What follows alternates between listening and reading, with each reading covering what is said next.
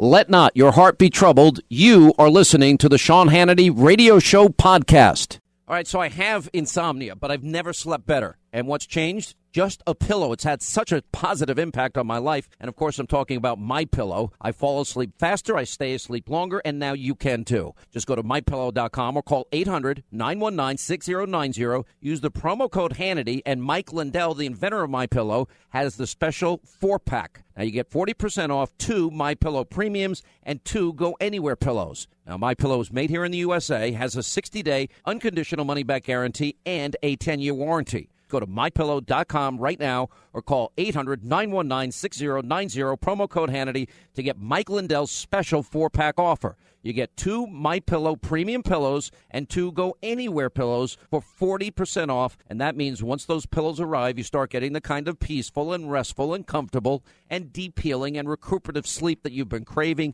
and you certainly deserve. MyPillow.com, promo code Hannity. You will love this pillow. All right, would you like to join me in holding Republicans accountable, especially on health care, because the vote is scheduled on Thursday? I'll give you the number, give you the switchboard number. It's 202-224-3121. Linda will put it up on our website so people can go right there and take a look at it. 202-224-3121. This is not the bill that the Freedom Caucus and every conservative senator wants at this point. There was some progress made Friday. We'll get to that in the course of the program. 3 big stories we are following today. Obviously, health care is one of them. The confirmation hearings for Neil Gorsuch have begun. In other words, the borking, the slander, the smearing, the high-tech lynchings, in a way, begin again. Just like Democrats. This is the guy that was put on the 10th Circuit, voice vote, not a single voice of opposition. So it's just the Democrats doing what they do best, and that's obstruction, no answers, no solutions, not making the country a better place. So, but I want to begin with what happened with James Comey and testifying today. The most important part you need to know that nobody in the media seems to have gotten here. I mean, they're all focused on, there's an investigation. What have we been telling you? That we've been telling you for 10 days clearly now that there's an investigation. We confirmed through Circa News.com and John Solomon and Sarah Carter that there was a FISA warrant and there was another warrant, and it was related directly to the FBI investigating Russia. And as part of the ancillary investigation, it also included a surveil of the Trump Tower server, which happens to be off-site, but it is the server for Trump Tower. There's nothing new, shocking, surprising here, but nor is there any evidence. Now, we also pointed out to you that James Clapper, National Director of Intelligence, said no evidence whatsoever in any way, shape, matter, or form that the Russians impacted the election or the vote tallies. Listen. Really, what we're talking about is if they succeeded in changing the results of an election, which none of us believe they were, that would have to constitute an attack on the United States of America because of the effects if they had succeeded. Would you agree with that? First, we cannot say they did not change any vote tallies or anything of that sort. They did not change vote tallies of any sort. Here's what they're not focused on in the alt-left propaganda, destroyed Trump at any cost media. They're focused in on, well, his tweet wasn't right. Well, that would also mean the New York Times headlines about wiretapping is wrong. That would mean McClatchy was wrong. That would mean CNN and all these others, and MSNBC and NBC have been wrong.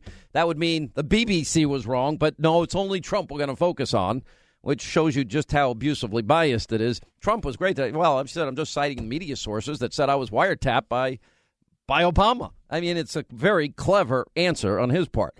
Now, so you just heard the National Director of Intelligence didn't impact the vote.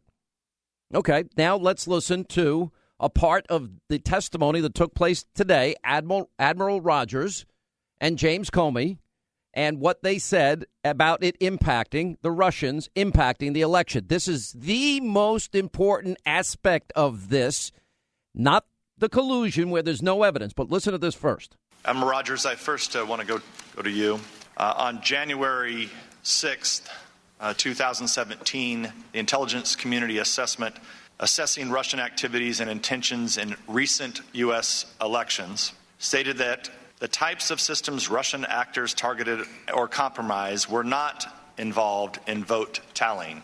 So my question as of today, Admiral Rogers, do you have any evidence that Russia's cyber actors changed vote tallies in the state of Michigan? No, I do not, but I would highlight we're a foreign intelligence organization, not a domestic intelligence organization. So it would be fair to say we are probably not the best organization to provide a more complete answer. How about the state of Pennsylvania? No, sir. The state of Wisconsin? No, sir. State of Florida? No, sir. The state of North Carolina? No, sir. The state of Ohio? No, sir. So you have no intelligence that suggests or evidence that suggests any votes were changed? I have nothing generated by the National Security Agency, sir. Director Comey, do you have any evidence at the FBI that any votes were changed in the states that I mentioned to Admiral Rogers? No. No vote tallies. We have been in the forefront of telling you, yes, law enforcement, the FBI, even though Comey swears he doesn't talk about ongoing investigations, he confirmed the investigation started in July. In July, it's 8 months later. What have you found except no evidence whatsoever the election has been impacted? Your media will not focus on that tonight. They will, well, Donald Trump tweeted out collusion and James Comey said, or that Donald Trump tweeted out that Obama wiretapped him. James Comey said there's no evidence of that. Therefore, Donald Trump lied. Well, I would argue he probably read the New York Times, and he probably watched CNN and MSNBC, and he probably watched the Today Show, and all the left-wing biased destroy Trump media because they made such a big deal about him being wiretapped. Front page, top fold, New York Times, January 20th. There you have it. So that is not the focus here. All right, so they have an investigation. Now, here's the other odd part of this.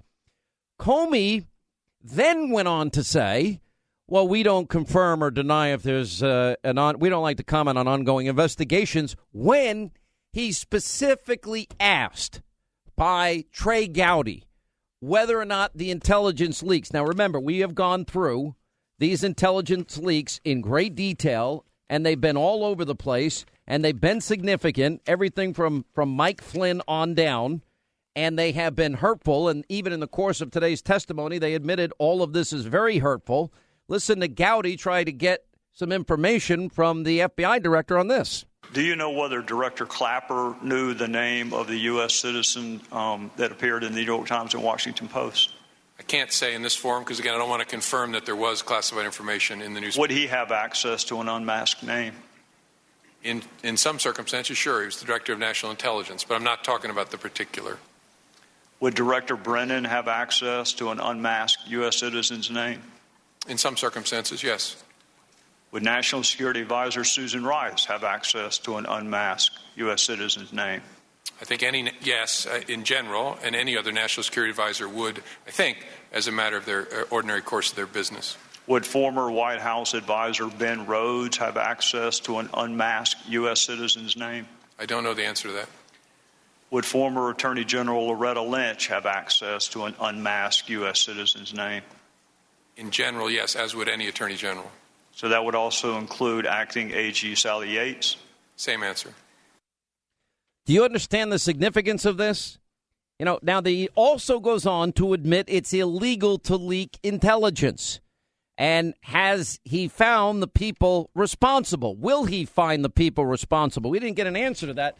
Specifically, he wouldn't even acknowledge that there was an ongoing investigation because he doesn't comment on ongoing investigations, although he did comment and say there was an ongoing investigation only into what Russia was trying to do to influence the election. By the way, something Russia has done in the past, and Comey even said will be doing in 2020. But yet they did not do it successfully, which should be the big headline coming out of this. But it's not.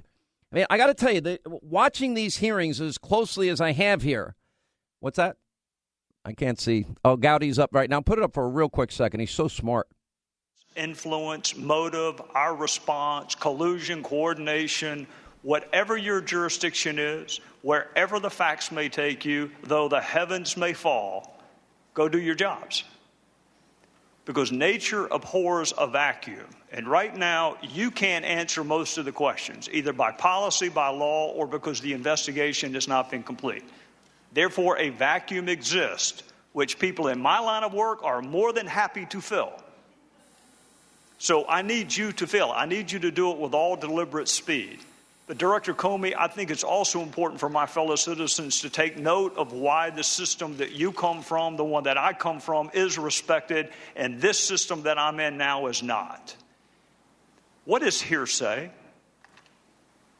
He's so good. Information you don't know of your own personal knowledge, but learned from someone else. It's an out-of-court statement offered to prove the truth of the matter asserted. I was trying to be a little less lawyerly. All right, well, we'll go with your answer. And it is almost never admissible in court. How about anonymous sources? When you were in the Southern District, could you ever call an anonymous source to testify in one of your proceedings? No. You couldn't even use hearsay unless there was some widely accepted exception. And what I've heard this morning in some cases is quadruple hearsay. So it would never, a newspaper article would never, ever be admitted as evidence in a courtroom. So the system we respect would laugh you out of court if you came in armed with a newspaper article. But in the political process, that's enough. Let me ask you this. Cross-examination. Why are you able to cross-examine witnesses in trial? Why do we have a right to confront witnesses? Well, it's embedded in our Constitution, and the reason it makes great sense is it's the crucible out of which you get truth. It is the single best way to elucidate the truth, to test and to probe and to challenge and to test someone's personal exposure to the facts. Cross-examination is the best tool that we have. How do you cross-examine an anonymous source? How do you cross-examine hearsay? I hope that you go find every single witness that you need to talk to and examine every single document. People are counting on you two and your line of work to find the facts. And people are welcome to draw whatever conclusions they want from the facts. But when I hear the word evidence, as I've heard lots and lots this morning, let me ask you this, Director Comey. Are you familiar with any trials where one witness may have said the light was red and one witness may have said the light was green? Does that ever happen? Yes, that's why you have a trial. Does it ever happen where one bank teller said the assailant was 5'10" and one said the assailant was 6'2"? Sure. So that's evidence. You got evidence he's 6'2" and evidence he's 5'11". He just can't be both. The light can't be red and green. So the word evidence, while fancy and legal, the reality is you find facts and then the finder of the fact can draw conclusions and inferences from those facts. About leaks does not mean that they're not interested in all aspects of Russia, and vice versa. The fact that they may not have asked questions about leaks doesn't mean they're not interested in them. You have jurisdiction over all of it. So God bless you as you go on this journey for the facts. And then people can draw whatever conclusions they want. I hope that you will feel the vacuum that is created when y'all are not able to answer questions. With that, I would yield back to the chairman. All right, want to help us keep Congress accountable, hold them accountable? Very simple, 202-224-3121 for this week. I just could watch Trey Gowdy all day. I mean, he's amazing. And I just, if I was James Comey, I'd be, wow. You know, the hypocrisy and selective moral outrage that is out there today it takes your breath away. If, you know, this is my job. And so many of you are so busy, like, preventing yourself from gulping water. How are you gulping water? You work hard every day. You work your 10, 12, 14, 16 hours a day. You get your kids off to school. You get them to their activities. You try and get some healthy food in their bodies. You make sure that they study, you know, and getting ready for tests. I mean, it's nonstop. But all the outrage of Russia trying to influence the election, and Clapper and Admiral Rogers and Comey all say no. They had no impact. You know, but it's perfectly fine that President Obama tried to influence Benjamin Netanyahu's election with taxpayer dollars and his campaign operatives that he sent to Israel to do everything that Democrats are now expressing such outrage about. What phony hypocrites they are. Did any one Democrat ever show outrage when Obama promised it'll be flexible? Tell Vladimir. My last election. Last election. Yeah. After my election, I have more flexibility. We'll have more flexibility. Yeah. Well, what is it? Is he colluding with Medvedev and saying I'll collude with Vladimir privately, but I can't say these things publicly? I have to wait till after I'm reelected? You know, what did we learn today? Pretty much, we learned today everything I reported on radio and TV the last 2 weeks. Yeah, there's an investigation. No, there's no evidence at all that the election was impacted. No evidence so far of any collusion whatsoever. Not one thing. So everything we've been doing for the last 10 days on this program with Sarah Carter and John Solomon has pretty much been confirmed. And yet, you know, our law enforcement, yeah, they've been investigating Russia's attempts to influence the election. We said that.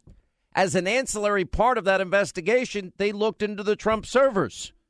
Maybe not exactly a wiretap, but pretty damn close. But by the way, I just blame the New York Times because that was their headline. And it happened, as James Clapper said, that had no impact on election results, corroborated today by both Admiral Rogers and by the FBI Director Comey. And Comey said it's happened in the past and it'll happen again in 2020. More feigned outrage. The investigations have found zero evidence of collusion. You won't hear that from the media today. So corrupt. Such fake news. Prices are for base buildings only. Do not include windows, doors, or accessories. Warning! Don't let your business get left behind in what is likely to be the biggest economic boom in recent history. If you need to build to grow your business, call General Steel today. Steel prices are expected to rise, but you can still lock in your price on a General Steel building if you call now. For example, a 40 by 60 foot building is still less than $25,000. Even an 80 by 150 foot building is under $99,000. Imagine 12,000 square feet for under $99,000. This building is designed for your needs, no wasted space. And you get the General's quality and 50-year structural warranty at a price you can afford. You can still save as much as half the cost and time of conventional construction by calling General Steel today. As much as half. So don't let rising steel prices put your project out of reach and stop you from making your company great. Call now. 877-81-STEEL. It's not too late. Call 877-81-STEEL. That's 877-817-8335. Hi, 25 till the top of the hour. All right, want to join us? You want to help hold them accountable? Repeal, replace, do it right? We'll give this out. They expect this vote to be on Thursday. And we're going to get an update on this, one of our top 3 stories today, and that is the health care bill is expected to be voted on Thursday in the House of Representatives. Dave Bratt from the Freedom Caucus, Rand Paul from the Senate. 2 critics up to this point. Freedom Caucus members still telling me they are not on board. Rand Paul is not on board yet. Obviously, it'll be a different bill in the Senate. Then they'll come to the table and they'll reconcile the House and Senate bills, and that's more negotiation. Anyway, if you want to help us hold them accountable, it's important. 202-224-3121. Ask for your representative. My advice is always be polite, but let them know how you feel and that you're paying very close attention. And tell them what you want in the bill.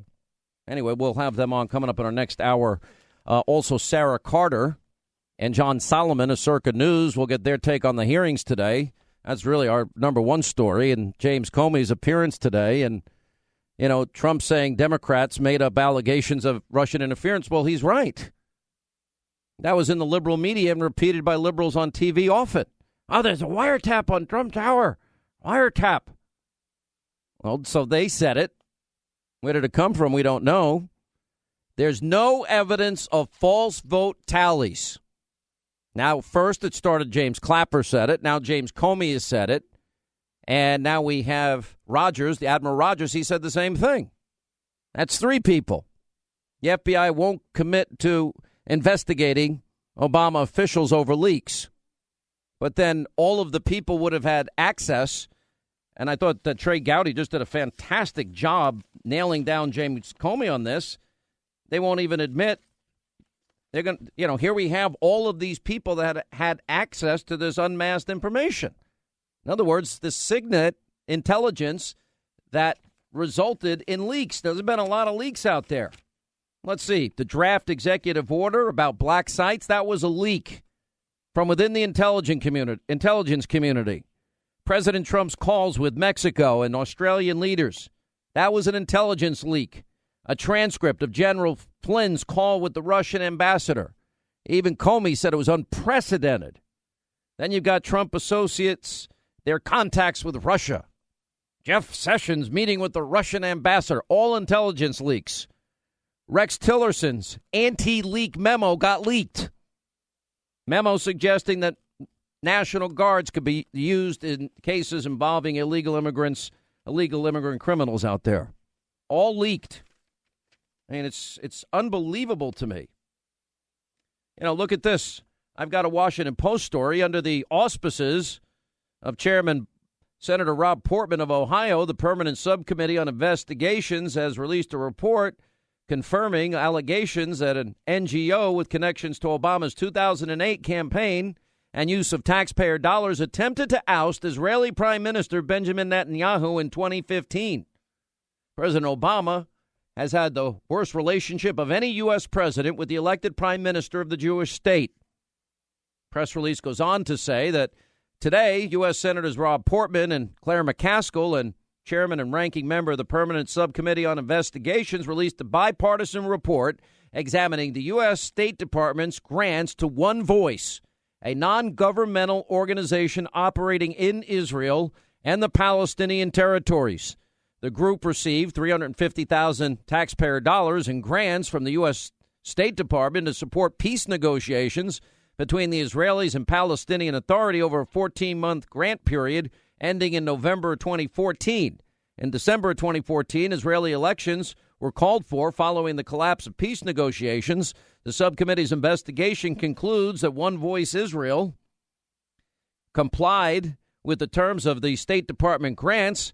Within days after the grant period ended, however, the group deployed the campaign infrastructure and resources created in part using U.S. grant funds to support a political campaign to defeat the incumbent Israeli government known as V-15. Do you understand what they're saying here? The president used taxpayer dollars, State Department dollars, funded a group to take down the sitting prime minister of our closest ally in the Middle East. And you're going to feign outrage now that the Russians, who in past elections in this country, and Comey says guaranteed in 2020 in this country, that they tried to influence the election. I don't know why they liked, I really don't. I have no clue why they might have liked Trump better than Hillary. Maybe it's because they didn't like working with Hillary. Maybe they found her to be too partisan. Anyway, you had Trey Gowdy had an exchange on this line of questioning, and, Pfizer surveillance programs intentionally designed to preserve the privacy of U.S. citizens. Well, I just gave you all the intelligence leaks. They're intentionally designed to ensure information that's collected is used only for legitimate national security and criminal investigative purposes. These are the statutory safeguards of privacy. Go back to Bill Binney, 32-year veteran, NSA, what he said on the program. Every phone call, every text, every email you send is being metadata stored probably somewhere in Utah, which is one of their biggest metadata facilities. Anyway, so it's a felony. What they did to Michael Flynn, General Flynn, was a felony, punishable by up to 10 years in federal prison. If, in fact, that at the back end of this, somebody is identified, violation of the Espionage Act. I don't know, Director Comey and the American people have an agreement with their government. We're going to give you the tools to keep us safe, even if it infringes on our privacy. We're going to give you the tools, and government in return promises to safeguard the privacy of U.S. citizens. And when that deal is broken, it jeopardizes American trust in the surveillance program. That was the biggest, most important thing that nobody, I watched the coverage today. They're so lazy. They're so rigidly ideological. that they can't see a big picture in the general news media today. It's a bad day for Trump. After all, they said that no evidence that Obama wiretapped Trump Tower. Well, that doesn't mean they didn't surveil Trump Tower. That doesn't debunk the story we've had for 10 days that, in fact, as part of the investigation that we had corroborated 2 weeks ago on this program, that there was a what did Russia do in the election investigation, and we've been talking all about it. The ancillary investigation into the Trump server found nothing. Not a thing. And Gowdy went through all of this. And Comey admitted that you can't do this to the American people. In February this year, the Washington Post reported 9 current and former officials in senior positions at multiple agencies, speaking on the condition of anonymity to discuss intelligence matters, and that officials began poring over intelligence reports, intercepted communications, diplomatic cables. The New York Times reported a U.S. citizen, whose name I won't use, discusses sanctions with a Russian ambassador. He's talking about General Flynn. In a phone call, according to officials who have seen the transcript. Then in February, the New York Times reported on a phone call involving a U.S. citizen, including significant discussions of phone records, intercepted calls, intercepted communications. They don't have a warrant to do this on the American. They do, as part of our national security, surveil Russian ambassadors. Russians are trying to screw with us. We're trying to screw with them. This has been going on for decades and decades and decades. So the fact that a U.S. citizen intercepted calls and communications, reported the NSA, and then you've got this whole mystery of why 2 weeks before he leaves office, Obama modifies Executive Order 12333 and allows 16 other agencies and all these other people to now have access to that sensitive intelligence that they never had access to ever before. That's the bigger story. Who knew what, when, and where? How do you get to the bottom of this? I could also talk about the double standard. I could tell you that I know the whole story of the Clintons. Nobody asked today what's going on with the Clintons, but Bill and Hillary Clinton got massive sums of money directly and indirectly from Russia and Russian officials while Hillary was Secretary of State. Bill Clinton was over in Moscow. I gave a speech. My little pumpkin was back home doing whatever it is she does. This was in Moscow in 2010. Who footed the bill? An investment firm in Moscow called Renaissance Capital. Great reminder today the other day by Peter Schweitzer. Anyway, they boast of deep ties to the Russian intelligence community. Well, the Clintons are getting money right in their pocket. The Clinton Foundation took the money from the Russian officials and these Putin-connected oligarchs. Rachel Maddow alert. Boop, boop, boop, boop, boop. No, that's right. NBC doesn't care about real news. Anyway, Victor Vekselberg, a Putin confidant who gave, through his company and all these other people, they gave it all to the Clinton Foundation. Clinton Foundation also scored $145 million in donations from 9 shareholders in a Canadian uranium company called Uranium One. Remember that deal? And then Uranium One was sold to the Russian government in 2010. And to make the deal go through, it required the approval of several federal government agencies, including Hillary Clinton's State Department. The deal allowed the Russian State Nuclear Agency to buy assets that amounted to 20% of our uranium. What do we use uranium for? To build nuclear weapons. By the way, and that company, by the way, controls the Russian nuclear arsenal. Why would Hillary do that if she wasn't getting all these kickbacks? Oh, let's not bring that up. Hannity, she lost. Trump won. Oh, if we're going to deal with Russian connections, let's tell the whole truth here. Let's get the real perspective out on this. It's so embarrassing. These news networks have gone so deep. They have no desire to be honest with the American people anymore. None whatsoever. Let me go to another clip here. Where is my sheet? I lost my... Oh, here it is. And this is from earlier today. This is, I think it's Congressman Wenstrup. 2 of the most, what we read in the news is false. It is not a lie to reporters. Listen to this. I know that if I attend a classified briefing and I receive classified information and I go and tell someone that classified information, if I leak it or I release it, that I've committed a crime. But what if someone goes to a classified briefing, walks out of that briefing, and openly lies about the content of that briefing? Because it's unclear to me what happens then. And it's important because, as you know, this committee, and certainly both of you gentlemen, have handled a lot of classified information, and recently, more recently, the purported classified information is put out in the press. The Washington Post, the New York Times reports information, and you know, and I know, and we all know, from having handled classified information, that some of that information is not true.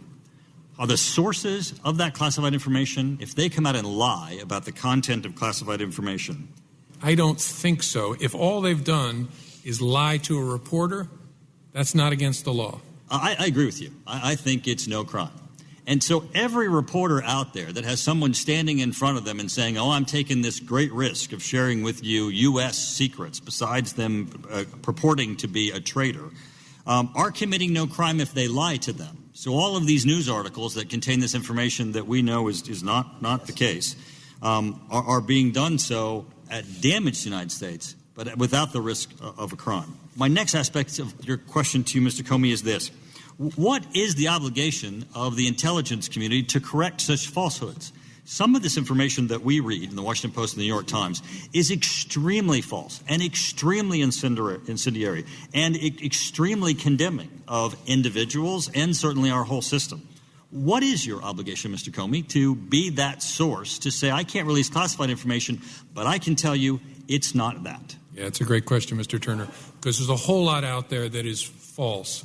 And I suppose some of it could be people lying to reporters. I think that probably happens. But more often than not, it's people who act like they know when they really don't know.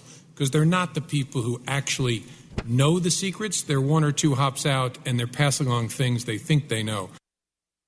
Oh, by the way, that was Congressman Turner. I recognize his voice. And listen to what he's saying there. But in the case of, for example, General Flynn, a felony was committed. You don't release that information. And it was done by somebody with intelligence connections at a very high level. And it was a felony. And that's the only crime to date that has been proven in this. In spite of all of the suggestions you'll hear, if you're crazy enough to watch these fake news outlets, because they're so bad. All right, hour 2, Sean Hannity Show, 800-941-SEAN. If you want to be a part of this extravaganza, 3 big stories we are following today. The confirmation hearings of Neil Gorsuch, the slander, the borking, and high-tech lynching, I'm sure, begins. Also, our other top story is the moral selective outrage. Did the Russians try and influence the elections? We're getting to all of that. James Comey and Admiral Rogers, and the push towards the health care bill. We have Sarah Carter and John Solomon standing by, investigative reporters for Circa News. But let's first go to, I think, one of the key moments in today's testimony that nobody in the media wants to pay any attention to. It was Admiral Rogers and James Comey testifying, answering the question of Devin Nunes, whether or not there's any evidence whatsoever that the vote tallies were changed in states like Michigan, Pennsylvania, Wisconsin, Florida, North Carolina, or Ohio. Anyway, let's go. Let's hit it. So my question, as of today, Admiral Rogers, do you have any evidence that Russia's cyber actors changed vote tallies in the state of Michigan? No, I do not, but I would highlight we're a foreign intelligence organization, not a domestic intelligence organization. So it would be fair to say we are probably not the best organization to provide a more complete answer. How about the state of Pennsylvania? No, sir. The state of Wisconsin? No, sir. State of Florida? No, sir. The state of North Carolina? No, sir. The state of Ohio? No, sir. So you have no intelligence that suggests or evidence that suggests any votes were changed? I have nothing generated by the National Security Agency, sir. Director Comey, do you have any evidence at the FBI that any votes were changed in the states that I mentioned to Admiral Rogers? No. All right, Sarah Carter and John Solomon, both with Circa.com, Circa News, and welcome both of you back to the program. John, what was your interpretation of not only that exchange, but I got the impression all morning that a lot of what you've been reporting the last, 8 to 10 days is now coming out to bear fruit that you've been way ahead of the curve. Yeah, there's no doubt about it, Sean. The FBI director acknowledged that the primary focus of their investigation has been counterintelligence, whether the Russians were trying to influence the election. As a small part of that, they've looked at some incidental contacts with Trump people. But to date, as Chairman Nunes said at the opening of the hearing, there's been no evidence of any collusion between the Trump campaign and Russia. So I think that's all borne out. I thought here's my question, though. Then why did the FBI director, who's never supposed to comment on ongoing investigations and wouldn't comment on an investigation, even acknowledge one is going into the leakers and national security and intelligence, why would he comment only on the part that, yeah, we are looking into whether or not there was some collusion? Probably to explain why there have been these leaks, right? Why there's some body of evidence that was leaked by certain people. I think that's the only reason. But the most important thing I think happened today, two chairmen, Chairman Grassley of the Judiciary Committee, Chairman Nunes of the House Intelligence Committee, both said they got private briefings last week, and there's no evidence of collusion. That confirms what our sources have been telling us. Yeah, and Sarah, what was your take on it? I found the double standard rather breathtaking today and seemingly political. It certainly, I think one thing that I took from it certainly is going to keep this question up in the air for quite a long time, right, as to what the answer is. Was there was there any evidence found? I mean, what we know is what John just said. Our sources have confirmed with us that they found no collusion between Trump administration, his officials, the Trump team, and Russia to date. And we can say that beyond even the House Intelligence Chairman Nunes' statement and those made by others is that even the Director of National Intelligence, former Director of National Intelligence, James Clapper, said publicly as well that he's seen no evidence of collusion between the Russians and the Trump campaign. So that's something else that's very important. But I do think it goes to your point, Sean, that if anybody expected this to go away anytime soon, it's not going to go away anytime soon until the FBI wraps up its investigation and then reports back to Congress. Doesn't this seem like a rather long period of time when he admitted that, in fact, it started in July? And one of the things both of you were reporting is that, yeah, there was a FISA warrant. Yeah, that it was related to Russia's attempts to influence, although both Comey and Admiral Rogers and James Clapper, as you point out, had all said that there's no evidence whatsoever that it impacted a single vote here in any way. But after, 8 months of investigations, they still can't get to the bottom of this? John? Yeah, well, the counterintelligence world's a complex world, right? And they often say what you first see in intelligence isn't often what is reality. And I think they want to button down and make sure that everything that they finally report in the final report is accurate. But if they're this far along, the chances of finding a smoking gun now, are often pretty slim. I think there was a more important point in the hearing today, Sean.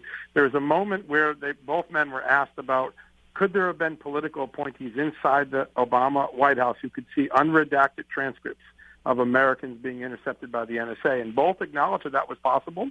I think that's going to be a line of questioning and a line of more new facts coming out over the next few weeks.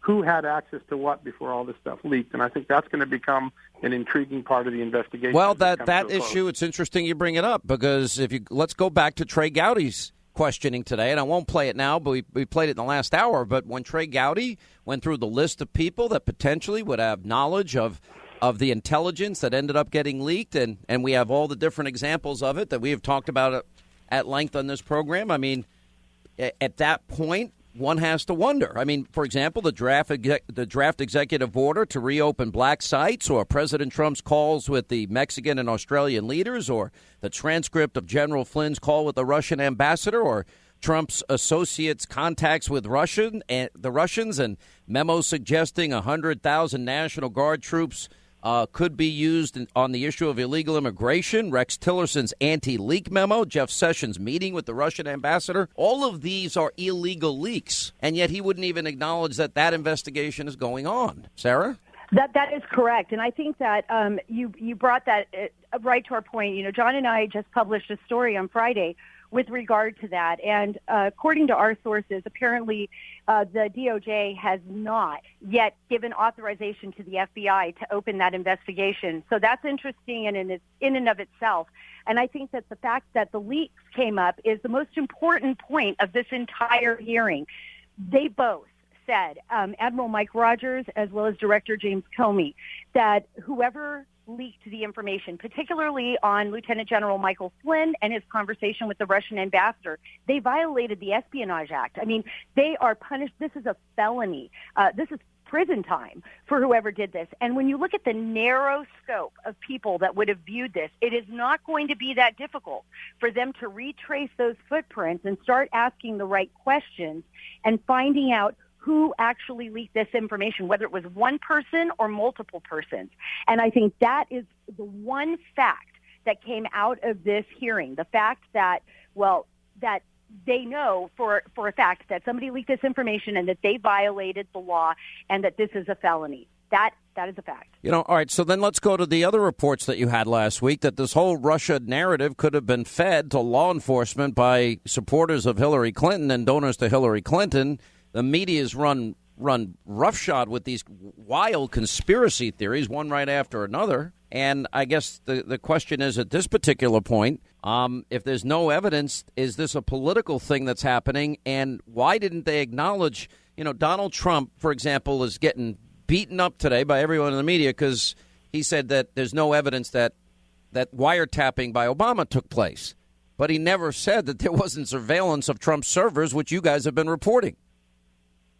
That's correct. I mean, we did see with the Trump server, it was a separate investigation. Remember, John and I both reported that this was a traditional investigation by the FBI into the Trump server after they had been notified and after they had seen reports that there were these pings between the Trump server, which is located outside of Trump Tower, and the Russian bank, Alpha Bank.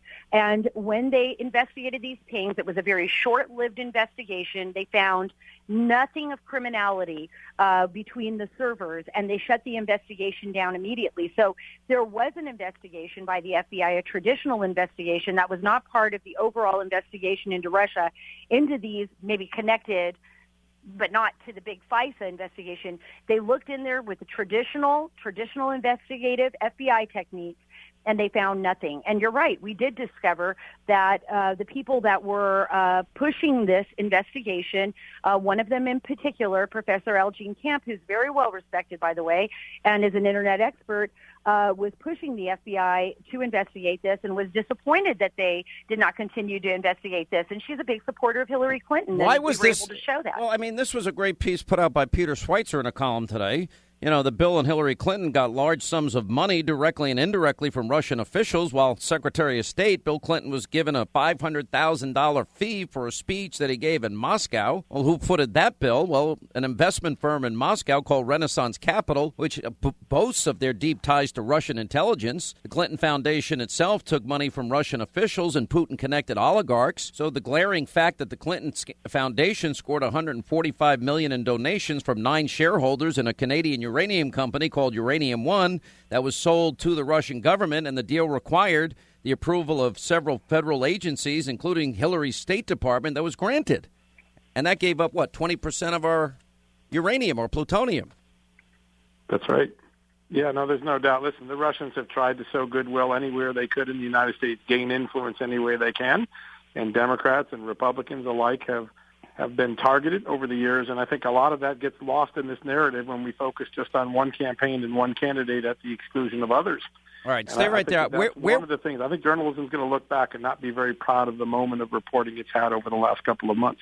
So all the breathlessness that you're seeing today based on your deep dive into this is these guys are all going to have egg on their face. Well, unless the facts change, right? Unless something gets turned up at the last minute. I think at the end of the day, I think we're going to end up probably where Clapper ended up a few weeks ago and where our reporting indicated, which is there's no evidence of criminal collusion. Yes, the Russians tried to influence yet another election. They've done it in the past, and they'll do it again, as people said today. But I don't think the breathless breaking news Watergate comparisons that we've had are going to stand up unless the fact-based changes. All right, we'll take a break. We'll come back. More with Sarah Carter and John Solomon. 800-941-SEAN is our toll-free telephone number if you want to be a part of the program. Bringing jobs back to America and getting America back to work. This is the Sean Hannity Show. All right, as we continue with Circa News, reporter Sarah Carter and John Solomon. All right, where do you both think this is going next? I think this is the most important question. Where are we going next here? Well, I think that part of it, Sean, is going to be having to look into where the leaks emanated from. I think that's huge. I also think the scope of the FISA is very important. How many people actually saw or had access to the raw, unmasked phone conversations between Russian officials and whoever, whatever American in the United States? I mean, are we going to see more of those calls? Did people have access to names, unmasked? That means not hidden from their purview. And could those be potential leaks in the future? I think all of these questions need to be answered, and it's something that I think lawmakers, as well as law enforcement, federal law enforcement agencies, including the intelligence community, are probably going to want to know. Yeah, I agree. John, if you had to look into your crystal ball and maybe based on a little bit of where you know your investigation is going in the future, where do you see it? Yeah, I think Sarah has it exactly right. Absent a bombshell last piece of evidence coming in, finding some magical connection between Trump and Russia, what I think this is all going to turn on is what has happened over the last 6 years to allow super secret intercepts by the NSA and FBI FISA wiretaps to end up in hands where it can get leaked so easily. And I think that thread, what rules have been changed, what laws have been changed, what sort of carelessness has occurred in allowing people to look at unredacted Americans' intercepts and then possibly have them leaked. I think that's going to become the storyline. And I think Democrats and Republicans alike are sort of concerned about what they're hearing in these private briefings about who had access to transcripts, who had access to unredacted Americans' intercepts. And I think when we get to the bottom of that question, we're going to learn a little bit more about privacy and civil liberties and maybe the loss of some privacy that we didn't Trey expect. Gowdy got very specific answers on very specific names, maybe with the exception. So that would tell me that if this all got leaked out, I mean, how do you determine where the leaks come from? And why didn't the FBI director admit those leaks were going on when he admitted the FBI was probing, Russia-Trump associate links, which, by the way, you and all three of us have been reporting now for almost 2 weeks. Yeah, I think that's right. Comey did say one thing, though. He said it was such an extraordinarily rare moment in the intelligence world to have ever seen a FISA or 702 NSA intercept leak like what we saw with Mike Flynn. And I think his acknowledgement of that was a very important moment in the hearings. And I think that when we get to the bottom of who leaked that and how that leak became so easy to happen, we're going to learn a lot about some sloppiness. How do you respond to the media's cover? Oh, bad day for Trump today. Because I didn't see it that way at all, Sarah. Yeah, I don't make opinions either on this, whether it was a bad or good day for Trump. I haven't actually spoken to President Trump to make that opinion or to get that story out. I mean, it's kind of like assuming, right? I think what here is very revealing, and I think John brought up a very good point. Even though it was a very rare moment when we saw this leak go public, I think the bigger concern for me as an investigative journalist is not so much what's just already been leaked, but how wide of a scope have people had access to these unredacted documents? What could they be used for? I mean, imagine this. If people within the intelligence community, within federal law enforcement, are looking at this, if they're politicizing this, and this is something that is very concerning, if they're politicizing intelligence, and if they have information that no one else has because they're able to see phone conversations, they're able to pass those messages along. I mean, this could be very, very dangerous, and this is something that you don't want. I mean, this is stuff that you would see probably in Russia, right? You Such a good point. That here in the United States, we have protections. We have protections to our privacy. I've got to run, but we'll have both of you back on Hannity. Are you going to join us tonight, John, or are you going to make Sarah do all the work for the Circa news team? To be determined, but I'd love to join you, anytime. Well, Sarah, I at least look forward to seeing you tonight, and I appreciate... You will definitely see me tonight, Sean. Thank you. You're beginning to sound like James Comey, Solomon. That's all I can say about that. Just kidding. All right, 800-941-SEAN. You want to be a part of the program. We'll check in with Rand Paul and Congressman Dave Brat next.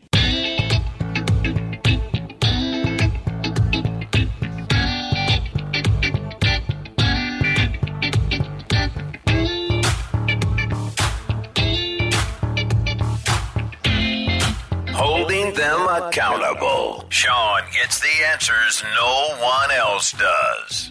America deserves to know the truth about Congress. All right, 25 till the top of the hour. All right, the Republican health care bill scheduled as of now for a full floor vote this Thursday. We'll see if, in fact, that happens. some very divisive stuff has happened. We've had ads being run in the districts of some of the more conservative members of Congress that have not been sold on this bill, like some of the Freedom Caucus members and others. We know how badly the CBO blew it on Obamacare. Why anybody uses them in any way, shape, matter, or form is beyond anything that makes sense to me. And we had some apparent movement on Friday when the president met with the Republican study group. Now, they're conservative, but not as conservative as the Freedom Caucus members. And anyway, at the end of the day, they apparently agreed to give states the option to impose work requirements on Medicaid recipients and to block grant Medicaid. Now, that's something specifically I know that the Freedom Caucus wanted in their bill. And also, in addition to the Medicaid agreement with the Republican study group, the White House and House leaders are also eyeing increasing tax credits in the bill, something that I guess would bring more of the left on board and the centrists on board, or whatever, liberal Republicans on board. Anyway, here to get a status update on this, two staunch critics of the bill up till now, and they both have an alternative bill that they've been pushing, one that I prefer myself, Senator Rand Paul of Kentucky and Congressman Dave Bratt of Virginia. And Senator Paul, we'll start with you, considering you are in the upper chamber, sir. Where's the status of this? You've been very gracious in your comments about the president being willing to open his mind and negotiate with you. Where are you now? You know, I think that the bill as is can't pass. Conservatives across the country don't want Obamacare light. As conservatives, you know, I was elected in the first Tea Party tidal wave in 2010, and I was elected to repeal Obamacare, you know, not to replace it with Obamacare light. So I'm not for keeping the subsidies. The most recent movement this week has been to increase the subsidies to people through what we call refundable tax credits, but really it's just another name for Obamacare subsidies. This bill keeps some of the Obamacare taxes. It also keeps the individual mandate that says you have to pay the insurance company instead of the government. So I just think Obamacare light. So you have not seen any significant movement at all, and you didn't like any of the changes they made Friday, for example, imposing work requirements and block granting versus top-down government? I would say tweaks around the edges that are marginally good, but at the same time they may have made the Medicaid expansion less expensive. They also added to the expense by adding the increasing the refundable tax credits. So they may have marginally improved it, but they also made it worse by increasing tax credits that we have no money in Washington. We're $20 trillion in debt. We borrow $1 million a minute. We don't have money to give people money when we have no money up here. Yeah. Congressman Bratt, the two changes on Friday, I remember specifically, were two changes you personally told me you wanted to see, especially the block granting side of it. Yeah, that's right. And the important part of block granting is it gets the federal government out of the health care equation. But unfortunately, last week, National Journal, one of the tabloids we get up here, both conservative think tanks and liberal think tanks both agree. They both 100% agree that all of the architecture and all of the structure of Obamacare stays with us. And so what is that architecture that contains the insurance regulations that Senator Paul was just talking about? The regs make sure that the federal government can mandate the type of insurance product you will buy. So a young kid cannot go out and buy a low-price product. And so what Senator Paul just said is the bill gets rid of some of the tax revenues, but increases cost. And so the main thing we have to focus on is there's no free market here yet, right? President Trump wants shopping across state lines. We have to have a market emerge for health care, or President Trump in 2 years is going to be stuck in a death spiral of his own. When you take in less money and costs go up, and we're not expected, CBO scored it, so that our costs are not going to go down for another 3 years. There's no premium reduction for 3 years. So we have an election coming up. President Trump has an election. It's not about elections, but you have to start with the Rand Paul bill. You got to start with free markets. And then everybody agrees we got to take care of those folks with pre-existing conditions. They're 5% of the people with over 50% of the national health care costs. That's a real problem, but that is a target on the side. They're uninsurable.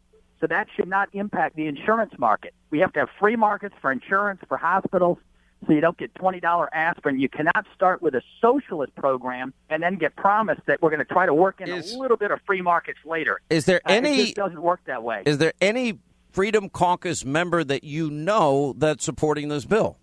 There's a couple guys that are on some of the relevant committees that have made commitments, but we got a strong number there. And then there's some moderates that are already out on the record. And there's a bunch of the moderate, folks who are in tough states up in the Northeast, have more liberal-leaning constituencies. They're no. And a lot of these people are just being quiet right now. But I think it's 40 or 50 no's that we know of, and those are the folks that have gone out on the record. And then for what Rand has said, and Tom Cotton and Lee and Cruz, or the Senate's going to vote no. So you got the Republicans are going to put themselves on the record voting yes for the structure of Obamacare. The Senate's going to vote no, and then they got to go back home and face the music. That's this goes back to my original criticism and comment here is in the weeks leading up to the rollout of this bill, Senator Paul, I kept telling people in high places that you don't have support for your bill. I said, you're not showing it to them. You don't have support for it. Why don't you build consensus? Why don't you throw everybody in a room, and why don't you get the bill right first before you roll it out instead of this public, brouhaha, an intramural fight and civil war that's broken out here. And I think it was really unnecessary because everything I predicted would happen did. And I guess the question is, where are you, Senator, in terms of, you praised the president in terms of being willing to listen to your ideas. Has he implemented or accepted any of them? I think the real problem is Paul Ryan went around the country and continues to go around the country saying we all ran on his repeal and replace bill. Well, none of us ran on his repeal and replace. We ran on repeal. Every one of us ran on complete repeal, similar to what we voted on a year ago. And then Paul Ryan pops out with this thing that's a replacement that's sort of half as much. Well, Ryan said even the 2015 bill was not a full repeal bill. And go ahead. It was much more complete in the sense that they didn't add in new things that are Obamacare light. It didn't repeal the insurance regs, but my goal all along was to have a companion bill.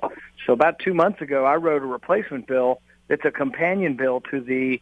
Yeah, I've got it in front of me, Senate 222, right? Yeah, and so the thing is there still is unity on repeal. We could vote on the 2015 bill this week, and it would pass unanimously. And then what we would do is we would separate out, and we'd vote on replacement the same day. And maybe we'd vote on the conservative version, the Obamacare light version, and maybe a Democrat version. But we'd see what would pass on the replacement. And then really, whoever passes or fails, that's where the next argument comes for, what happens with health care in the future. Because I think we have the votes for repeal.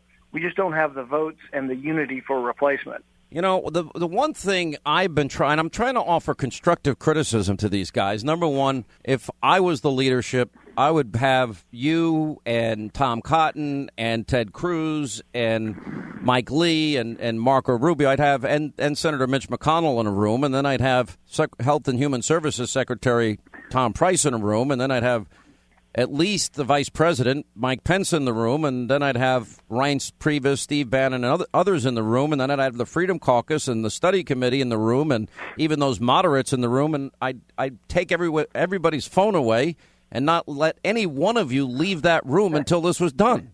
Well, the real negotiation, Sean, begins if the House Freedom Caucus sticks together and they're able to stop the vote on Thursday. Then that's when the real negotiation begins. Right now is the pre-negotiation. There's not going to be any significant change to this bill unless they don't have the votes. If they don't have the votes on Thursday, then conservatives will have earned a seat at the table, and that's when push comes to shove, and that's when we're going to work on repeal. Are you confident that you have those votes, Dave Bratt? Yeah, we're holding tight, and there, like I said, Rob Whitman's not in the Freedom Caucus. There's several like Amash and Thomas Massey from Kentucky. There's some other great guys that are going to be no votes. And then there's some more liberal members, 3 of them that have committed to no. How many no votes are, as of today, without changes that you guys are insisting on? I know you gave a list of 5 specific things. As of today, how many members do you have locked in against the bill? 37 no's, and you need 21. And I don't want to emphasize the no part. We're trying to get to yes, but it's like Senator Paulson said, it's yes on our promise. We promised to repeal Obamacare. That was the initial. And then repeal and replace with free market solutions. And so we want to get to yes, but we promised free market solutions to actually solve this. We don't want to put in place what Obamacare did 8 years ago, which was an exclusive attention on coverage. In CBO now, it's all on coverage and nothing on price discovery, nothing on reducing the cost of innovation in medicine, and et cetera. And so that's the key piece the American people need to focus on. Well, all right. So let me go here. One of the things that I've talked a lot about, not only the healthcare savings accounts, but these cooperatives, healthcare cooperatives, Senator Paul, and I told you about Dr. Umber in Wichita, Kansas, and how he's duplicated that model, $50 a month an adult, $10 a month a child, and you pay pennies on the dollar even for an X-ray or an MRI. And I'm just wondering, wouldn't that be the smartest way to go? And I don't hear anybody else talking about it. Well, here's the problem. You have House leadership. They're insufficiently confident in the marketplace and in capitalism. So instead of saying how we're going to get the price down, what they're talking about is how we're going to subsidize the price for those just before retirement age. So they're adding to the subsidies. And here's the point I make. If you let everybody in the AARP, 37 million people, you let them join a health co-op and have one person negotiating for them, we'll drop the prices in half in a single instance. Once you give that power and that leverage to big groups to negotiate, I was at the Chamber of Commerce today in Louisville. Chamber of Commerce across the country could have leverage by letting all of their members be part of a healthcare association. That's what we should be talking about. That should be part of the debate now. And Ryan and the others don't disagree with us, but they say, we're going to wait and do that in bucket 3, 6 years from now. And it really needs to be, this is the debate. There's not going to be a debate in 6 months. This is the debate. It's the only debate on Obamacare. And we ought to be talking about the good things that we're for. Yeah, I agree with you. Get insurance. And then we've been doing a lot of that on this program, and I know that a lot of it is in the bill, which I liked a lot, that you guys have put out, and we'll see what happens by Thursday. If they don't have a vote, that means they don't have the votes. All right, guys, stay right there. When we come back, I want to ask you, why is there a rush, number one, and why aren't these alternative plans being discussed? More with Dave Bratt, Senator Rand Paul. All right, so the health care bill, there is talk of a vote in the House on Thursday. And, all right, so why is there a rush, Dave Bratt, considering there's still a lot of opposition out there? And what has been the outreach from, A, the leadership in the House, and B, the president?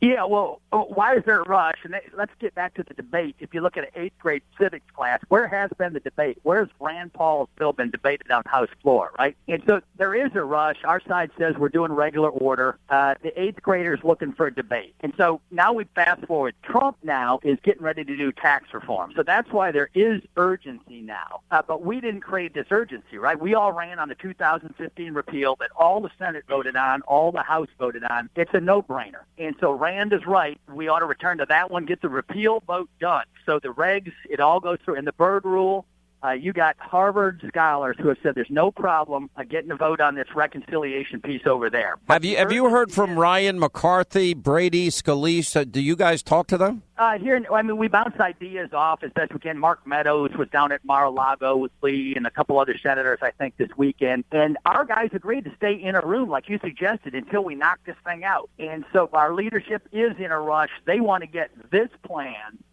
through for some reason. Rand, I don't get the urgency on this plan. I guess Rand Paul's fortunate in that the Senate Majority Leader is from his home state, and I know you guys have supported each other a lot over the years. It's not like you and Senator McCain, by the way. I thought that exchange was hilarious this week. He accusing you of colluding with Vladimir. I almost died laughing. But anyway, what's up in the Senate, and how contingent is it going to be there on the bill of the House, or is that irrelevant? Well, the interesting thing is, through the years, repeal has brought us all together, but the idea of replace is really separating us. I would say at least half of our caucus or a third of our caucus wants more subsidy, and they also want to keep the Medicaid expansion. That's kind of where our Senate Republican caucus is. And then there's 5, 6, 7 conservatives who think, we promised to repeal it. Let's repeal it, and let's replace it with a marketplace that'll bring down prices. And let's not subsidize a floor for insurance rates. Let's not subsidize the insurance companies. Let's actually work at empowering the consumer to bring prices down. But we are really divided on the replace. That's why the only way I think we get this done is vote on repeal, and then the same day we can begin voting on a host of different replacement strategies. There's a conservative replacement. There's Paul Ryan's Obamacare Light, and then there could be a Democrat version. There could be portions of each of the replacements could come forward. But I don't believe sticking them together and insulting us by saying that we actually ran on this when every conservative in the land knows we ran on repealing it, not replacing it with Obamacare Light. All right, we're going to hold them accountable. I want this done and done right. The president needs this win, and not getting this bill done is just not acceptable, especially because they've had 8 years to prepare for this, and then they're not prepared. All right, thank you, Rand Paul, Senator. Appreciate it. And Congressman, we really appreciate it. Dave Bradford, Virginia, 800-941-SEAN, our number. You want to be a part of the program. News Roundup, Information Overload, straight ahead. All right, News Roundup, Information Overload Hour here on the Sean Hannity Show. 3 top stories we are following today. The confirmation hearings. Neil Gorsuch has all started. A push to get a health care vote on Thursday. And, of course, James Comey and his testimony on Capitol Hill earlier today, which we will get to all of that. I want to start with the issue, though, of the hearings that nobody's really paying attention to. And we got Pat Leahy believing that Gorsuch, being an originalist, is outside the mainstream. By the way, the guy got not a single vote of opposition by any Democrat when he got to the 10th Circuit. And then we got Dick Durbin saying that Republicans' handling of Merrick Garland was political. So this is going to be political. Listen. Judge Gorsuch appears to have a comprehensive originalist philosophy. It's the approach taken by jurists such as Justice Scalia, Justice Thomas, former Judge Bork. While it has gained some popularity within conservative circles, originalism, I believe, remains outside the mainstream of modern constitutional jurisprudence. It's been 25 years since an originalist has been nominated to the Supreme Court. Given what we've seen from Justice Scalia and Justice Thomas and Judge Gorsuch's own record, I worry that it goes beyond being a philosophy and it becomes an agenda. We know that conservative groups that vetted Judge Gorsuch and the millionaires who fund them have a clear agenda. One that's anti-choice, anti-environment, pro-corporate. And these groups are obviously confident that Judge Gorsuch shares their agenda. President Obama met his constitutionally required obligation by nominating Judge Merrick Garland to fill that vacancy in March of 2016. Senate Republican leader Mitch McConnell announced that for the first time in the history of the United States Senate, he would refuse Judge Garland a hearing and a vote. He went further and said he would refuse to even meet with the judge. It was clear that Senator McConnell was making a political decision, hoping a Republican president would be elected. He was willing to ignore the tradition and precedent of the Senate so that you could sit at this witness table today. In May and September of 2016, Republican presidential candidate Donald Trump released a list of 21 names, including yours, that he would consider to fill the Scalia vacancy. Your nomination is part of a Republican strategy to capture our judicial branch of government. That is why the Senate Republicans kept this Supreme Court seat vacant for more than a year, and why they left 30 judicial nominees who had received bipartisan approval of this committee to die on the Senate calendar as President Obama left office. All right, one thing that Dick Durbin kept out of that was the fact that this was the Democrats' rule. This was invented by them, that in the final year that it should become a referendum. Chuck Schumer and company, that this is what they did. This is what they decided. Republicans were just following what Democrats had done in the past and stated publicly should be the way to handle the last year of a presidency. Anyway, here to weigh in on this and much more, a lot of news going on today.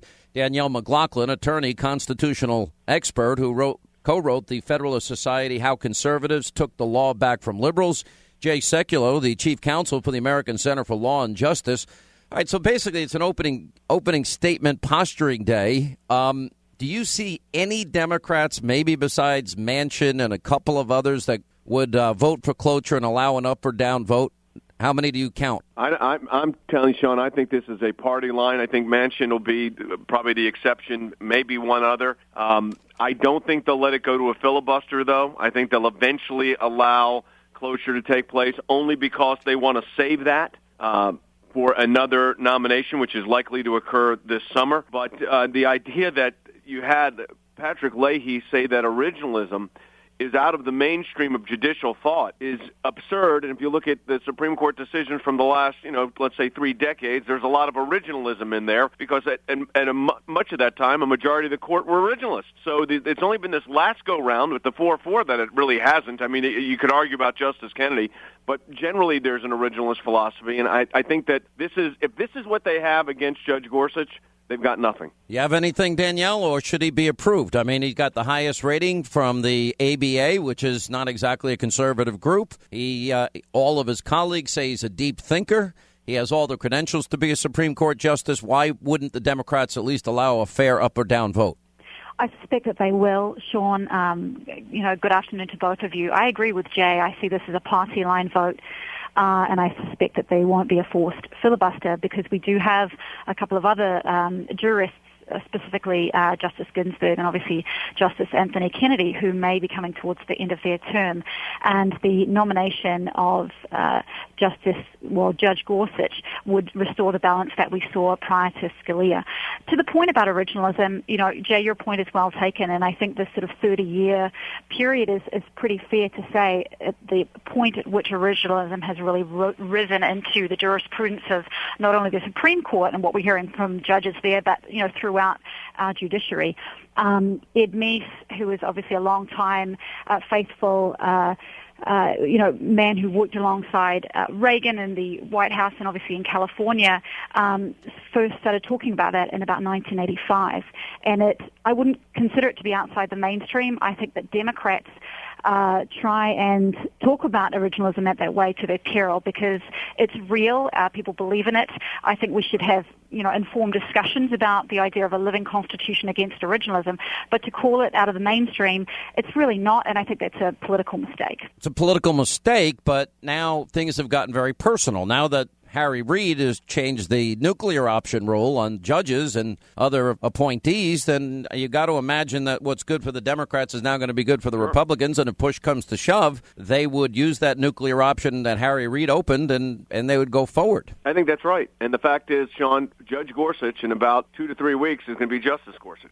It may be through a nuclear option. It may not have to be through a nuclear option. We'll find out. But this judge is going to be confirmed unless there's something that nobody knows. And we've done an exhaustive 100-page analysis of every decision of significance that he's rendered. They are within the judicial mainstream. I've had the privilege of having a case before Judge Gorsuch at the U.S. Court of Appeals for the 10th Circuit where he sat.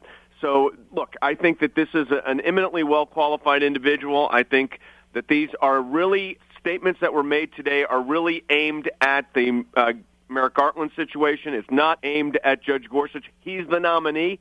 You're right. It was the Biden rule that said in the last year of the presidency you don't confirm someone to the United States Supreme Court, and they're the ones that also changed the filibuster rule. So the precedent is against them without any question here, and I think they're going to pay for that. If they do try to filibuster, they're going to lose. At the end of the day, he'll be confirmed. All right, let's move on, both of you. Let's go to the Comey testifying from earlier today. Let's play a little bit of Trey Gowdy because I thought he was probably the most effective Republican. I was not actually, and this is holding Republicans accountable, I was not that impressed with the preparation of some of these Republicans, Jay. And you know what? It's like, what do these guys do for a living? They weren't prepared for the health care bill after 8 years of arguing, and they had all this lead up and knowing that the FBI director's coming.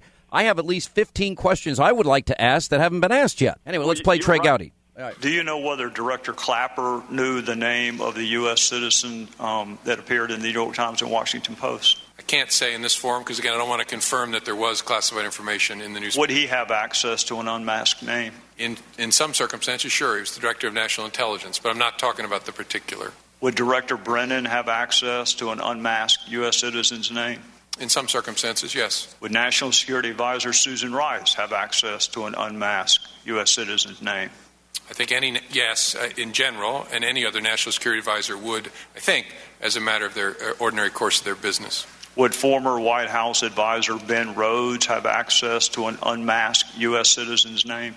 I don't know the answer to that. Would former Attorney General Loretta Lynch have access to an unmasked U.S. citizen's name? In general, yes, as would any Attorney General.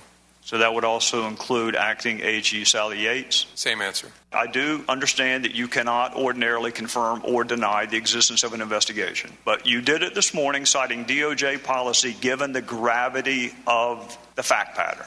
Would you not agree that surveillance programs that are critical, indispensable, vital to our national security, some of which are up for reauthorization this fall, that save American lives and prevent terrorist attacks, also rises to the level of important? I think those programs are vital, and leaks of information collected pursuant to court order under those programs are terrible and as I said in my opening statement, should be taken very, very seriously. What I don't ever want to do is compound what bad people have done and confirm something that's in the newspaper. Because sometimes newspaper gets it right. There's a whole lot of wrong information allegedly about classified activities that's in the newspaper. We don't call them and correct them either. That's another big challenge, but we just don't go anywhere near it because we don't want to help and compound the offense that was committed. I understand that, Director Comey, and I'm trying really hard not to get you to discuss the facts at bar. But some of the words that appeared in this public reporting include the word transcript, which has a very unique use in the matters that you and I are discussing this morning. That is a very unique use of that word. Wiretap has a very specific meaning. The name of a U.S. citizen that was supposed to statutorily be protected is no longer protected. So some of this reporting, let's assume 90% of it is inaccurate. That other 10% is still really, really important. And to the extent that you can rely on the dates in either the Washington Post or the New York Times, we are talking about February of this year is when the reporting first took place. So we're a month and a half or 2 months into something. All right, I'm running out of time here. You get the point, Jay. Really quick response, then we'll pick it up on the other side. Yeah, first, and this is the clearest one, is that the FBI director won't acknowledge that there's actually an investigation of the leaked information, which I thought was the whole purpose of this. That he doesn't acknowledge, but he does say that there's an investigation of Donald Trump associates in Russia, but doesn't say that there's an investigation of the leaked information because he doesn't want to acknowledge that that information may well have been secret or classified. This is absurd, Sean, and the American people need to be alarmed. Right, left, or center. This is outrageous. Real quick, do you agree with that, Danielle McLaughlin? I think the focus of these hearings has to be on Trump campaign collusion with Russia. Today we have confirmation that the FBI is investigating. That's the biggest takeaway for the American people. Okay, but why didn't he do it? If he would confirm one investigation, why not another? Well, as we all know, it's the DOJ and the FBI practice not to confirm. Okay, but that's my point. You can't say you have one and then say, I can't tell you about the other. Well, he did this with Hillary Clinton 11 days before the All right, I got to take a break. All right, as we continue, of course, three big top stories that we are covering on the program today, not the least of which is James Comey's testifying on Capitol Hill. And then, of course, the Gorsuch confirmation hearings have begun. And we're hitting that today, and the health care bill is moving forward. 800-941-SEAN, Jay Sekulow. Let's go back to why wouldn't the FBI director mention another ongoing investigation? For example, and by the way, if it's so bad that foreign countries are influencing our elections, well, why didn't anybody care about Obama openly trying to influence the election of Israel? Well, because it didn't serve the narrative. But you got to look at two things here. Number one is the interesting comment, the opening comment by the chairman, Nunes, who says, while there's no evidence of wiretaps, this does not mean that there was no other surveillance going on. Then you have the admission by the FBI director that, in fact, there is an ongoing criminal investigation of Trump associates in Russia, which means there's obviously some surveillance that's been going on. Then you have the statement that he's not going to talk about whether there's an investigation of leaked information because he doesn't even want to acknowledge that whether that's classified or not. He follows that up, and by the way, this is, to me, all of this is absurd in the analysis, and he paints a narrative. And the fourth takeaway here is, and I think everybody needs to know this one too, is there's not any evidence that one vote was impacted by this alleged Russian engagement. And I am no fan of Russia, as you know, but there was no evidence that anything in the election was impacted by this Russia engagement. And then when he was I'll close with this. Then he was asked about the Hillary Clinton matter and favoritism. He said, well, everybody knew that the Russians hated Clinton and they wanted Trump to win. This is from the director of the FBI. Sean, this is beyond the pale of acceptability. Do you think he needs to go? He does. I agree. It's hard to make him go. That's the problem. Well, why is it so hard? Because you'd have to. They serve at a 10-year term. I know, but and it's got to be, and it's got to almost be like a high crime and misdemeanor, and that's the problem here. But James Comey has engaged himself in partisan politics going back to the election and continues to do it even today. I agree with that too, Danielle McLaughlin. I'm a believer in process and institutions. And just like when many of my friends who are liberals, who are Democrats, were up in arms when James Comey supplemented his testimony and opened a huge can of worms 11 days before the election, I think he did what he felt was right. Generally speaking, he's not going to talk about whether an investigation even exists or not. But what we did get from these hearings are some really important things that the American people need to really absorb. Number one, there is an ongoing investigation into Trump Associates campaign. All right, Danielle, let me ask you one question. Can you name one specific bit of evidence that proves that the Russians and the Trump campaign colluded in the election? I don't know whether that exists or not, and that is James Comey's job. The second point But then why, if he doesn't have any proof, why is he saying, well, we've been investigating it since July, and here it is, 8 months later, and we have nothing, and he goes out and says we're investigating still? Look, these things can take years, as we well know. He's not going to come out and give classified information. He's not going to come out and give any kind of You're a better lawyer than that. It's not going to happen. James Comey went out there and made a political statement. That's what this was all about, Sean. At the end of the day, this was all about politics, whether it was the Clinton statement that he made, which was not very professional, or whether it's the fact I'm going to talk about this investigation but not talk about that investigation. This is ridiculous. And he did acknowledge no votes were impacted here. So a lot of this is much ado about nothing. Again, if the Russians were engaged, go investigate it. Great. It didn't impact the election, but I will tell you this. Not acknowledging that you're criminally investigating the leak of information, all right, I've got to run. In and of itself is inexcusable. All right, I agree. That's a double standard. That is, I don't see how he can get over. All right, thank you both for being with us. When we come back, wide open telephones, 800-941-SEAN. You want to be a part of the program on this busy news day. We will continue. All right, holding them accountable, everybody, doesn't matter who it is. They make promises, they got to keep them. That is where we do our best work. They made promises, now keep them. 800-941-SEAN if you want to be a part of the program. What an insane day this has been today. You have the Neil Gorsuch hearings, the confirmation hearings that have begun today. We got now movement on the health care bill. Maybe a vote as early as Thursday on this bill. So we're watching that very closely, and whatever concessions are made to conservatives and whether or not they get enough on board to make this a viable bill, looks like it's going to go down to the last minute here. And then, of course, James Comey, ridiculous testimony before the House Intelligence Committee today. And, you know, it's just pretty mind-numbing to me on so many of these. You know, the selective moral outrage of the left is so on display. What outrage? Russia tried to influence the election, but they didn't do it.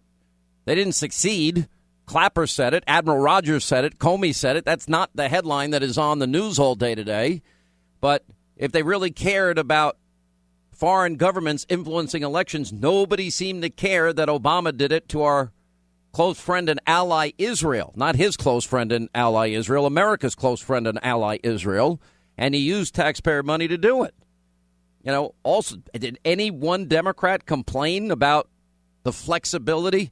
Hey, tell Vladimir. Listen, tell Vladimir. My space, please. Yeah. After my election, I have more flexibility. Yeah. And I transmit this information to Vladimir and understand that. Tell Vladimir I'll have a lot more flexibility after the election, and we'll do things that I could never tell the American people. Okay? So we'll have a special deal. Just tell Vladimir to stand down. As if the Russians haven't tried to influence our elections before. Well, that's everyone is saying, yeah, they have. And Comey said today, and they will in the future. Question is, what are we doing to stop it? The fact that he would acknowledge that investigation is going on, but not the investigation into who's leaking our intelligence. And why is this all of a sudden happening only since Donald Trump became the president of the United States? You know, so now you have Clapper, Admiral Rogers, and James Comey all saying had no impact on the election results whatsoever, naming the specific states, Wisconsin, Michigan, Pennsylvania, Ohio, North Carolina, Florida. Any impact? None. Zero evidence of collusion. Not one thing. The only thing that we have been telling you for 2 weeks that there's an ongoing investigation. Where's the investigation into the leakers, and why wouldn't Comey admit that was happening? It makes absolutely no sense. This is what you have here is a double standard. Either he's going to comment on ongoing investigations or he's not going to comment on ongoing investigations. Because the one into the leaks and to intelligence is probably more dangerous at the end of the day than anything else. So this started in July. It's 8 months later. What do we have? No evidence, innuendo, 8 months of conspiracy, and Comey seems incapable of finishing any investigation. Is he done with the Hillary Clinton server, foundation, hard ties to Russia, which were extensive and line the pockets of the Clintons personally and the Clinton Foundation? I don't know that Trump got anything out of them. Anyway, 800-941-SEAN is our toll-free telephone number. You want to be a part of the program. Dorley is in San Angelo, Texas. Dorley, how are you? On the show and just get along with them, but then it's just like, oh, man. What's up, Dorley? It's so funny. Her is Jeff Sessions. You've got to look it up. Hey, So Dorley. but we had a hilarious day laughing at Dorley, it's Sean. Hello, Dorley? I knew Hello? I seen it. I'm like, Hello? I noticed this. Yeah. Sure enough, she didn't. Yeah. Hey, Dorley. Dorley, I'm here. Yes, sir. welcome to the show. You've been on for 3 minutes. No, sir. Yeah, who are you talking to, by the way? Who are you? I'm talking to my assistant, Lauren. Oh, man. Well, she was getting an earful today. All right. What's on your mind, Dorley? We got. Okay, thank you. All right, what I'm saying is this. My concern is that when with the allegations of wiretapping, sure, most Americans can see that, there's a lot that goes on we don't know about. Okay? There's a lot of things that go on that we don't know about and that we may not know about for a long time. With the allegations and him sitting up there and saying, no, there's no proof of this. Well, that's a concern. Everything else, the Russian stuff, I think everybody can, realize that the Democrats have been very two-faced on that. My only concern is that he's at a place of a real place, a fork in the road of how he's going to handle continuing, this wiretap allegation, whether it's true or false or not. I'm not saying that it is false, but how will he continue to maintain himself as a president with this continually, backlashing against him, especially from the intelligence community? Well, I mean, eventually this comes to an end. Eventually we get this resolved. Eventually they're either going to indict somebody or they're not. So, I mean, right. But what our reporters are telling us, investigative reporters that I think have the best sources of anybody, which is why I keep putting them on, is Sarah Carter and John Solomon. And they're saying that this is going to, yes. They're saying their sources tell them, yes. Listen, for 2 weeks I've been telling you on this program, yes, there were 2 warrants issued. Yes, there's been an investigation. No, they haven't found a single thing. And so, 8 months later, I assume if they found it, they would have told us about it. All right, Dorley, go back to yelling at your assistant. Now, Linda, have I ever yelled at anybody that way? And let me tell you this, and let me, what? Are you asking me to respond to this? Yes, ma'am. Have you ever yelled at anyone? Well, never. Absolutely not. Maybe once or twice. I'm not a yeller, though. You're have not? to admit. No, only if my computer breaks. Pretty much that's the big thing. I've seen you in some heated monologues. You're yelling. In fact, I do my best to tick you off just to give you the chance at a better monologue where you're angry. Oh, boy. I don't think people... No, I think people want answers and people want facts. I don't... And by the way, with passion is not anger. I'm not an angry person. I didn't say you were an angry person. Just because you have a moment of anger doesn't mean you're an angry person. Well, I mean, you could, listen, pot, kettle, black. I'm talking. Hello? We're not talking about me right now. Okay. We're talking about you. And when you get mad, God help everybody, the tornado the tornado in that room is like a category whatever. I'm not shy about my temper. I'm fully aware. All right, thank you. All right, let's go to David in Cincinnati, 55 KRC. What's up, David? How are you, sir? You're a great American, David. I want a full report. You're a great American, Sean. What's going on? I'm a big fan, and you're calling it exactly right on this wiretapping and Russian. It's just mud they're slinging against the wall. They were saying he had a wiretap in December, and nobody seemed to care then. So why should we care now? Look, I'm just saying, everything we have said here has now been proven in this hearing today. The only thing I don't like about it is the length of time. The media has, as usual, they only focus on the negative that they want about Donald Trump. Yes, there's investigation. Well, we've been saying it for 2 weeks. They're out to paint him in the worst possible light, and they keep going back to the same dog and pony show that they've run out every other time. So I don't think the American people care at this point. I think we just want something to happen. I agree. The same thing with this Gorsuch. When they confirmed him the last time, did anybody even vote against him? Nope. It was a voice vote, not a single opposition. Yeah.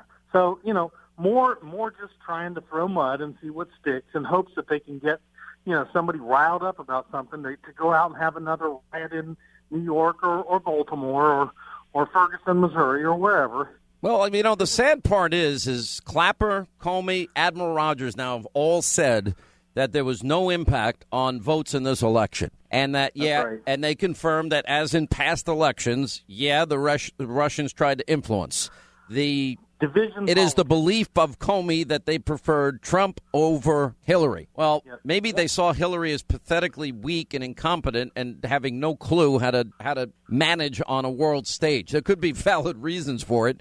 Okay, so what? You know, Sean, the legacy that Obama's going to leave us with, and it's the only thing that's going to last of Obama's, is division politics. And not only has he put it in place at the national level, it's at the local level.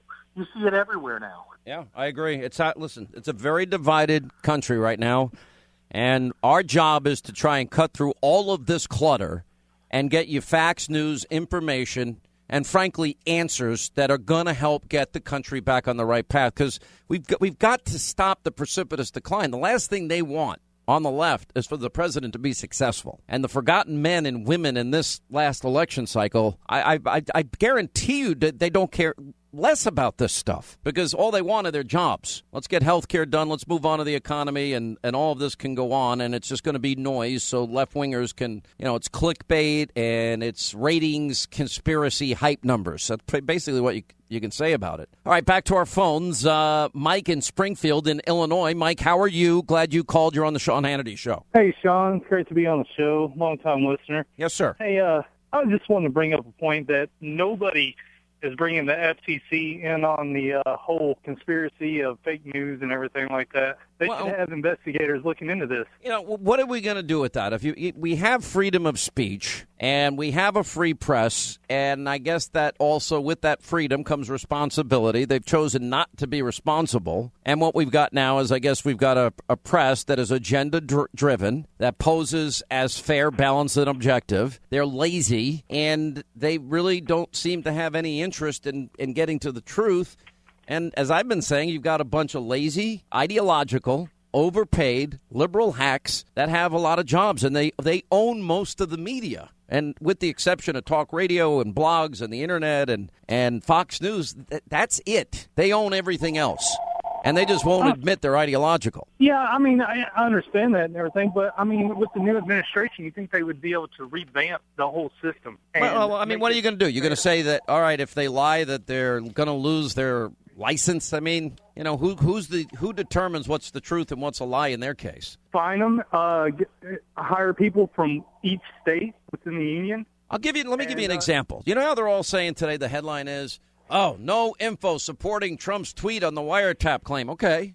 Is anyone going to call out the New York Times for reporting on wiretapping? Is anybody going to call out McClatchy? Is anybody going to call out the BBC? Is anybody going to call out CNN? No. It's as bad as it's ever been, but, it's kind of what I've been saying for a long time, maybe because I'm so close to it, is that journalism's dead. These people, the good news for all of us that are conservative, even if you follow the news, maybe not as closely as I do, because that's my job, because my job is to make sure you get the information you need every day and present it in a fun, entertaining way if I can. But I've seen this clear as day. It's so obvious, and I've been a victim of it even in my life. Now I think people are hip to how bad they are. People get it. They see it. They identify it, snap their fingers. All right, that's bias. That's fake news. That's not true. And so I don't think they're going to get as far as they want to get with this, but we'll see over time. All right, Mike, good call. Appreciate it. 800-941-SEAN is our number. You want to be a part of the program. Ben in Colorado. Ben, we have a minute. What's up, sir?